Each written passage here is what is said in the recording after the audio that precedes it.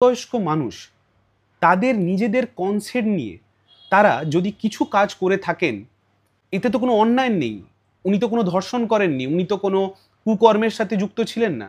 দুজন প্রাপ্তবয়স্ক মানুষ নিজেদের মধ্যে কিছু কনভারসেশন করছেন কিংবা কোনো সেক্সুয়াল অ্যাক্টিভিটিতে যুক্ত আছেন।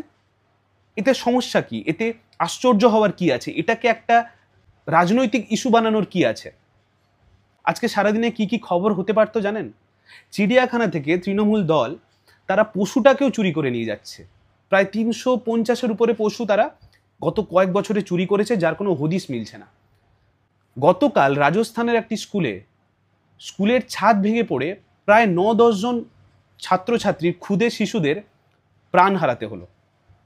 মুম্বাইয়ে এক পরিযায়ী বাঙালি শ্রমিককে কুপিয়ে খুন করা হলো।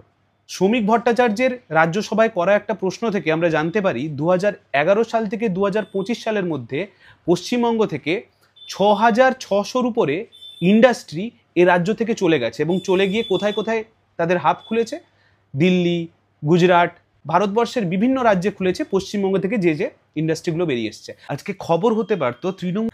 এতক্ষণে আপনারা নিশ্চয়ই একটি ভাইরাল ভিডিও দেখে নিয়েছেন এবং সেই ভিডিওটি দেখেছেন দিলীপ ঘোষের। আমি নাম করেই বলছি, দিলীপ ঘোষের নাম না নেওয়ার কোনো কারণ নেই। এবং এই ভিডিওটা উঠে এসছে কোনো কর্পোরেট মিডিয়া হাউস, বড় বড় মিডিয়া চ্যানেল থেকে নয়, অল্টারনেটিভ মিডিয়া থেকে, ইউটিউব সাংবাদিকদের থেকে এরকম একটি ভিডিও উঠে এসছে, যা নিয়ে মোটামুটি দেখছি এখন ডিজিটাল মিডিয়া, যারা ইউটিউবের মিডিয়া যারা চালান, যারা কাজ করেন, তাদের মধ্যে ভিউজ নিয়ে একটা লড়াই চলছে। এই ভিডিওটা চালিয়ে কে কত ভিউজ পেতে পারে, এই নিয়ে একটা ওদের মধ্যে লড়াই চলছে।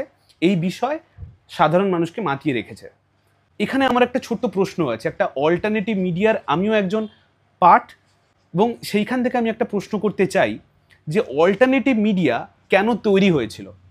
যখন কর্পোরেট মিডিয়া আমরা দেখলাম হাজার হাজার কোটি কোটি টাকায় শাসক দলের কাছে বিক্রি হয়ে যাচ্ছে, সাধারণ মানুষের কথা বলছে না, শাসক দল যা শিখিয়ে দিচ্ছে, যা পড়িয়ে দিচ্ছে, যা খাইয়ে দিচ্ছে, তাই আমাদের সামনে পেশ করা হচ্ছে, তখন সাধারণ মানুষের যে প্রয়োজনগুলো, সেটা খাদ্য হোক, শিক্ষা হোক, স্বাস্থ্য, বাসস্থান, এই সবের কথা যাতে সাধারণ মানুষের প্রবলেমের কথা যাতে সাধারণ মানুষের কাছে পৌঁছায়, সেই বিকল্প নিয়ে অল্টারনেটিভ মিডিয়া তৈরি করা হয়েছিল। এবং প্রথম দিকে এরা নিঃসন্দেহে খুব ভালো কাজ করছিল। কর্পোরেট হাউসগুলো শাসক দলের চাপে যে প্রশ্নগুলো করতে পারতো না, অল্টারনেটিভ মিডিয়া উঠে এলো, সেই প্রশ্নগুলো মানুষের সামনে রাখলো। তাই মানুষও ওই মিডিয়াকে ভালোবাসা দেওয়া শুরু করলেন।